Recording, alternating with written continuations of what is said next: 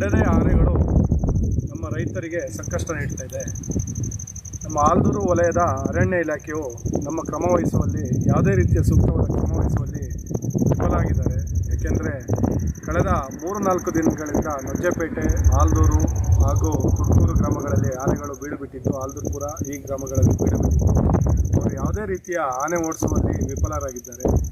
ಸಂಜೆ ಬಂದುಬಿಟ್ಟು 3 ಗಂಟೆ ಮೇಲೆ ಆನೆ ಓಡಿಸ್ತೀವಿ, 4 ಗಂಟೆಗೆ ಓಡಿಸ್ತೀವಿ ಅಂತ ಹೇಳ್ತಾರೆ. 4 ಪಟಾಕಿ ಹೊಡೆಯೋದು, ಊರಿನೊಳಗೆ ಬಂದು ಅನೌನ್ಸ್ ಮಾಡೋದು, 2 ಬಿಟ್ಟರೆ ಬೇರೆ ಯಾವ ರೀತಿಯ ಕೆಲಸಗಳನ್ನು ಮಾಡಿಲ್ಲ 4 ದಿನದ ಕಂಡಂತೆ. ಹಾಗೆ ನಿಮಗೆಲ್ಲ ತಿಳಿದಂತೆ ನಮ್ಮ ಶುಂಠಿ ಬೆಳೆಗೆ ಬಂದು ಆನೆಗಳು ಕಳೆದ 2 ದಿನಗಳಲ್ಲಿ ಬಂದು 3 ಎಕರೆ ಶುಂಠಿಯಲ್ಲಿ 1 ಎಕರೆ ಶುಂಠಿ ಸಂಪೂರ್ಣವಾಗಿ ಹಾನಿ ಮಾಡಿದ್ದು ಎಲ್ಲ ರೀತಿಯಲ್ಲೂ ನಿಮಗೆ ಕಾಣ್ತದೆ. ಈ ರೀತಿಯಾಗಿದೆ. ಹಾಗೆ ಇಲ್ಲಿ ತೋಟಕ್ಕೆ ಕೂಲಿ ಕಾರ್ಮಿಕರು ಯಾವುದೇ ಥರದ ಕೆಲಸಕ್ಕೆ ಹೋಗಲು ಹೆದರುತ್ತಿದ್ದಾರೆ, ಶಾಲೆಗೆ ಮಕ್ಕಳು ಹೋಗಲು ಹೆದರುತ್ತಿದ್ದಾರೆ. ಅರಣ್ಯ ಇಲಾಖೆ ಸಂಪೂರ್ಣವಾಗಿ ವಿಫಲಗೊಂಡಿದೆ. ಇದ್ರ ಬಗ್ಗೆ ಸೂಕ್ತವಾದ ಅರಣ್ಯ ಇಲಾಖೆ ಹಾಗೂ ಇಲ್ಲೇ ಸ್ಥಳೀಯ ಶಾಸಕರು ಇದ್ರ ಬಗ್ಗೆ ಸೂಕ್ತವಾದ ಕ್ರಮ ಕೈಗೊಳ್ಳಬೇಕು ಅಂತ ಅವರಲ್ಲಿ ಮನವಿ ಮಾಡ್ತಿದ್ದೇವೆ.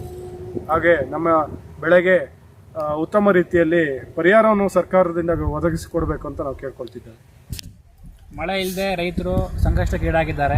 ಈ ಸಮಯದಲ್ಲಿ ಆನೆಗಳ ಉಪಟಳನೂ ಜಾಸ್ತಿ ಆಗಿದೆ. ರೈತರಿಗೆ ದಿಕ್ಕೆ ತೋರಿಸ್ದಂಗೆ ಆಗಿದೆ. ಸೊ ಒಂದಲ್ಲ ಒಂದು ಸಂಕಷ್ಟಗಳಿಂದ ನಾವು ಪಾರಾಗೋದು ಹೆಂಗೆ ಅಂತಲೇ ಗೊತ್ತಾಗ್ತಾ ಇಲ್ಲ. ತುಂಬ ಸಮಸ್ಯೆ ಆಗ್ತಾಯಿದೆ. ಈ ಬಗ್ಗೆ ಸರ್ಕಾರ ಆಗಲಿ ಅರಣ್ಯ ಅಧಿಕಾರಿಗಳಾಗಲಿ ಆದಷ್ಟು ಬೇಗ ಕ್ರಮ ವಹಿಸಬೇಕು. ಆನೆಗಳನ್ನು ಸ್ಥಳಾಂತರ ಮಾಡಬೇಕು. ರೈತರು ನೆಮ್ಮದಿಯಾಗಿ ಬದುಕೋಕ್ಕೆ ಅವರೊಂದು ಸಹಾಯನ ಮಾಡಿಕೊಡ್ಬೇಕಂತ ನಾವು ತುಂಬ ಜನ ಮನವಿ ಮಾಡ್ತಾಯಿದ್ದೀವಿ. ಯಾವುದೂ ಕೂಡ ನಮಗೆ ರೆಸ್ಪಾನ್ಸ್ ಅವ್ರ ಕಡೆಯಿಂದ ಸಿಕ್ಕಿಲ್ಲ.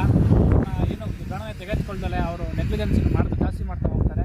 ನಾವು ಕೂಡ ಮುಂದಿನ ದಿನಗಳಲ್ಲಿ ಉಗ್ರವಾದ ಪ್ರತಿಭಟನೆ ಮಾಡೋಕ್ಕೆ ನಾವು ರೆಡಿ ಇದೀವಿ ಅಂತ ಹೇಳಕ್ಕೆ ಕರೆ ಕೊಡ್ತಾ ಇದ್ದೀವಿ. ವಿಡಿಯೋ ನೋಡಿದ್ದಕ್ಕೆ ಧನ್ಯವಾದಗಳು. ಮುಂದಿನ ವಿಡಿಯೋದಲ್ಲಿ ಸಿಗೋಣ.